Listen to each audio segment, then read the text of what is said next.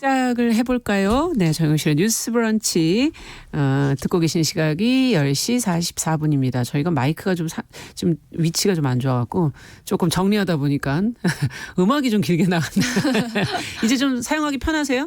아니면은 네. 조금 더 움직이시면서 쓰셔도 돼요. 제가 이렇게 할게요. 알겠습니다. 오늘도 책을 또 들고 오셨는데 같이 얘기해보죠. 동네 책방 서점주의 안목을 반영한 또 개성을 반영한 신간 소개 코너입니다. 오늘은 부비프의 박은지 대표 나오셨거든요. 어떤 책을 갖고 오셨어요? 네, 올해가 2020년이잖아요. 2020년, 네, 그렇죠. 굉장히 미래적인 느낌이 들고 왠지 2020 네. 예전에 그런 글들이 많았죠. 네. 네. 왠지 SF 소설을 읽어야 될 것 같고 그런 느낌이 드는 해인데요. 예. 근데 올해는 역사적으로도 굉장히 뜻깊은 해이기도 합니다. 5.18 광주 민주화운동이 일어난 지 40주년이 됐고 맞아요. 또 전태일이라는 23 청년이 노동자의 권리 향상을 외치면서 쓰러져간 지 50주년이 되는 해이기도 그렇군요. 한데요. 이를 기념하는 신간들도 잇따라 출간되고 있어서 소개해드리려고 그럼 합니다. 먼저 그런 책부터 조금 살펴볼까요? 예, 어떤 책이 있습니까? 네. 지난 월요일이 5.18 광주 민주화운동 40주년이었는데요. 외국인의 눈으로 바라본 그날의 기록이 책으로 또 나왔어요. 제목이 5.18 푸른 눈의 회고록이라는 책인데요. 이 책의 저자인 폴 코트라이트는 평화봉사단 일원으로 나주에 머물렀었던 미국인이에요. 예. 이제 영화 택시 운전사로도 잘 알려진 독일인 기자 힌트페터의 예. 그 통역을 도운 인물이기도 합니다. 아, 그래요? 네. 그렇군요. 책이 지금 표지를 보니까는 사진으로 예전 사진. 네. 예전 책을 지금 보는 것 같은 그런 느낌이 드네요. 네, 예. 자전거에 실린 게 관이에요. 그렇군요. 네. 그 이야기도 이제 나오는데 예. 이 폴 코트라이트는 1980년 당시에 나주의 한센인 자활촌인 호혜원에서 봉사를 하던 사람이었어요. 네, 그러다가 수술을 앞둔 환자들을 광주의 큰 병원으로 데려다주는 길에 군인들의 폭력을 처음으로 이제 목격을 하게 되는데요. 그 이후에 광주가 봉쇄되고 또 통신마저 단절되면서 그 안에서 직접 보고 겪은 것들을 이 책에서 서술을 하고 있습니다. 네. 예를 들면 총격에 농마가 된 버스랑 택시들, 또 핏자국, 한밤중에 총성, 수많은 부상자와 시체가 된 사람들, 또 오열하는 유가족들, 청년들을 마구잡이로 잡아가는 군인들의 모습도 외국인의 시선으로 묘사가 돼 있습니다. 네, 이제 5.18에 대한 기록들 중에서 한국인이 쓴 것과는 또 어떤 점이 차이가 있을까요? 네, 그 한국인이 쓴 이제 기록들은 굉장히 많이 보셨을 텐데요. 예. 외국인이 쓴 회고록은 또 처음이에요. 이 사람은 이제 미국 평화봉사단 소속으로 한국에 머물렀는데 이분들한테는 정치적 중립 의무가 있었다고 해요. 그래서 정치적인 의사를 표현하면 안 되고 그런 행동도 하면 안 됐다고 해요. 그래서 전두환 퇴진하라라는 현수막이 걸려있는 차를 타는 것도 되게 조심스러워하고 그렇다 보니까 이제 이 책은 당사자보다는 관찰자의 기록에 가까운 편인데요. 당시에 광주에서 청년들이 고개를 숙이고 도망치듯이 걸었다면 폴 코트라이트와 친구들은 우리는 외국이니까 총을 쏘지 말라는 뜻으로 고개를 오히려 더 쳐들고 이렇게 걸었다고 하더라고요. 네. 네. 관찰자라는 게 다르죠, 정말. 네네. 예. 네, 이제 아무리 이해를 하려고 해봐도 이해할 수 없는 군인들의 행태, 또 왜곡되고 알려지지 않는 광주의 현실은 이제 이 사람한테도 분노를 참기 어려운 일이었는데요. 그래서 폴 코트라이트는 외국 언론의 통역을 돕기도 하고 본 것을 알리러 이제 직접 나서게 됩니다. 네, 그래서 앞서 이제 독일 기자분의 통역도 했었던 경험이 있다 이런 얘기신데, 그래서 나중에 미국 대사관으로 갔나요? 어떻게 됐나요? 네, 이제 우여곡절 끝에 서울에 있는 미국 대사관에 도착을 하게 되는데요. 네. 이 사람은 내가 보고 들은 이야기, 그리고 내가 할 수 있는 이야기가 굉장히 중요하다. 그리고 미국 대사관에서도 나의 이야기를 꼭 듣고 싶어 할 거다. 중요하게 생각할 거다라고 생각하고 이제 어렵게 가는데 실제로는 아무 말도 하지를 못해요. 왜냐하면 대사관에서 2시간 동안 기다리는데 아무도 나오지 않거든요. 그래서 폴 코트라이트는 어떻게 된 거냐? 그날 이제 큰 충격을 받았다라고 적었습니다. 그렇군요. 네, 이 책은 한국인이 남긴 기록만큼 직접적이거나 구체적이거나 하지는 않아요. 네. 왜냐하면 현실은 그만큼 더 잔혹하고 끔찍했기 때문에. 근데 어쩌면 또 제3자일 수 있는 외국인의 시각에서 40년 전에 광주를 엿볼 수 있다는 점에서 의미가 있을 것 같고요. 정치적 중립의 의무가 있었던 어느 외국인 봉사단원에게도 1980년의 광주는 비상식이 난무했던 곳이라는 증거가 될 것 같습니다. 네. 어찌 본다면 조금은 좀 차분하게 저희가 냉정하게 우리의 현실을 들여다볼 수 있는 그런 책이 아닐까 하는 생각도 들고. 자, 근데 이 책만 읽으면 저희가 광주를 다 이해할 수는 없을 것 같아서 네. 또 광주 관련 책이 또 있다면 또 한 권 더 보고 싶네요. 네. 뭐 기존에 나와 있는 책들도 네. 굉장히 많은데 이제 신간으로 소개를 해드리려고 하는데요. 도청 앞 광장에 광주 관광 호텔이 있었다고 하는데요. 거기서는 이제 앞이 다 내려다 보였다고 해요. 그렇겠죠. 네. 그곳에서 일했던 직원의 증언이 담긴 호텔리어의 5월 노래라는 책이 빨간 소금 출판사에서 출간이 되었고요. 예. 또 12명의 밀레니얼 세대에게 광주의 의미를 묻는 요즘 광주 생각도 출간이 되었습니다. 네. 40년 전에 광주를 기억하면서 함께 읽어보면 좋을 것 같습니다. 네.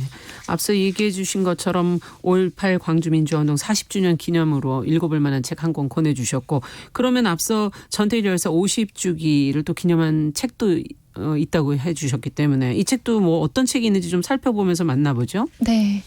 전태일 열사 50주기를 기념해서는 11개 출판사가 공동 출판 프로젝트를 벌였어요. 예. 네, 전태일 열사의 삶과 정신을 다시 조명하고 노동의 가치를 되새기는 책을 각각 한 권씩 또 동시에 발간을 한 건데요. 11개를 다 말씀드릴 수는 없는데 뭐 그중에 숨이 차세요? 네, 그중에 몇 가지 말씀드리면 역대 전태일 문학상 수상자 6명의 창작 작품집 예. JTI 팬덤 클럽이라는 책이 나와 있고요. 또 교실에서 실시한 노동인권 수업의 사례를 담은 책 노동인권 수업을 시작합니다. 그리고 전태일의 생애와 지금 청년들의 현실을 연결하는 인문학 도서 태일과 함께 그늘을 걷다. 또 오랜 싸움을 이어가는 노동자들의 이야기가 담긴 여기 우리 함께 등 총 11권이 나와 있습니다. 네, 그럼 11권을 다 안 갖고 오셨을 거고 어떤 책을 만나볼까요? 네, 소개해드리고 싶은 책은 갈마바람 출판사에서 출간된 여기 우리 함께라는 책인데요. 광화문이나 시청, 국회 앞을 지나가다 보면 피켓 시위나 아니면 천막 농성하는 분들을 종종 그럼요. 보셨을 텐데요. 많이 봤죠. 네. 네. 이 책은 그런 분들의 이야기를 다루고 있습니다. 노동의 가치를 지키기 위해서 길게는 한 10년까지도 거리에서 싸우시는 분들, 또 밥으로 쉼터 운영으로 노래로 그들과 연대하는 사람들의 이야기가 담겨 있어요. 그렇군요. 표지를 지금 보니까 표지가 굴뚝에 사람이 지금 올라가 있기도 하고 또 올라가고 있는 그런 모습인 것도 같고, 그렇죠? 네. 예. 현실에서도 이제 굴뚝에 실제로 사람이 올라가잖아요. 굴뚝에도 올라가고 다리에도 올라가고 그렇죠. 철탑에도 올라가는데요. 맞아요. 기업하기 좋은 나라, 규제 완화, 노동 유연화 이런 말들이 노동자들을 자꾸만 높은 곳으로 또 위험한 곳으로 올라가게 만드는데요. 한 노동자는 이 책을 쓴 희정 작가에게 이렇게 이야기를 했다고 해요. 네. 우리 돈 못 받고 이런 거 기자한테 알려야 되는 거 아니야? 그랬더니 이제 작가가 이렇게 말해요. 기자들 안 와요. 이런 걸로는 이렇게 얘기를 해요. 예. 그래서 씁쓸하네요. 네. 예. 그래서 굴뚝에 오르고 또 막루를 짓고 차가운 아스팔트를 기어가는 사람들이 생겨나고 책 속에도 담겨 있는데요. 이제 그렇게 해야 사람들의 시선이 향하고 그렇죠. 대체 왜 저렇게 한대? 라는 질문이 생겨나잖아요. 그래서 이 책을 읽고서 표지를 다시 보면 표지에는 사람들이 힘차게 손을 흔들고 있고 뭔가 활기차 보이기도 하지만 책을 보고 나서 다시 보면 좀 아프고 슬프게 다가옵니다. 다르게 보인다는 네. 말씀이시군요. 지금 이 책을 쓴 분은 그러면 희정 작가? 이분은 어떤 분인가요? 이분은 이제 노동 현장을 기록하는 활동을 계속 오래 해오시는. 해오시고 관련 책들도 계속 내고 계신 분이에요. 그렇군요. 네. 자, 뉴스에 잘 나오지 않는, 보도가 잘 되지 않는 지금 그 노동자들의 삶을 조명한 책 내용을 좀 들여다보죠. 네, 이 책에서는 다양한 업종에서 투쟁하는 노동자들을 조명을 하고 있는데요. 네. 그중에 택시 회사에 맞서 싸우는 노동자들의 이야기도 등장을 합니다.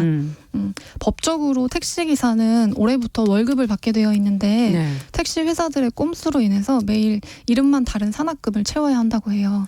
그래서 정해진 시간 동안 하루 평균 13만 5천 원의 산업금을 회사에 주고 예.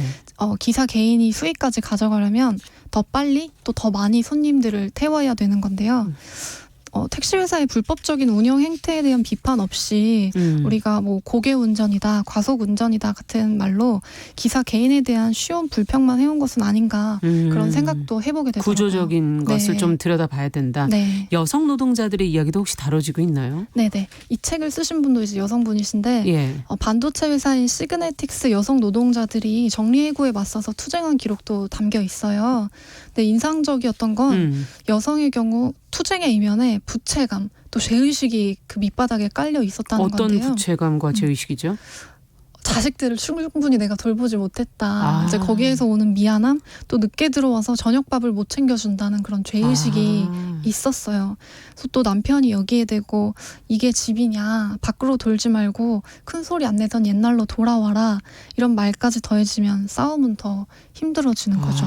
투쟁이 집 안에서도 네. 어찌 본다면은 쉴 수 있는 것이 아니라 거기도 하나의 또 투쟁의 공간이 될 수도 있는. 예. 그래서 실제로 그런 말씀을 하세요. 책 속에서 이제 여자들이 집 밖에서 나의 권리를 위해서 투쟁하려면 집 안에서부터 투쟁을 시작해야 한다.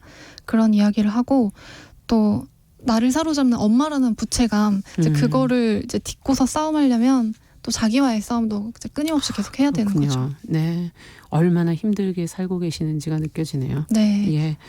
자, 오늘 동네 책방 5.18 40주년 전태일 열사 50주기를 맞아서 두 권의 책을 저희가 같이 읽어봤습니다. 오늘도 부비프 박은지 대표와 함께했습니다. 말씀 잘 들었습니다. 네, 고맙습니다. 네, 정용실의 뉴스브런치 목요일 순서 이제 여기서 마치고요. 저는 내일 또 10시 5분에 찾아뵙겠습니다. 감사합니다.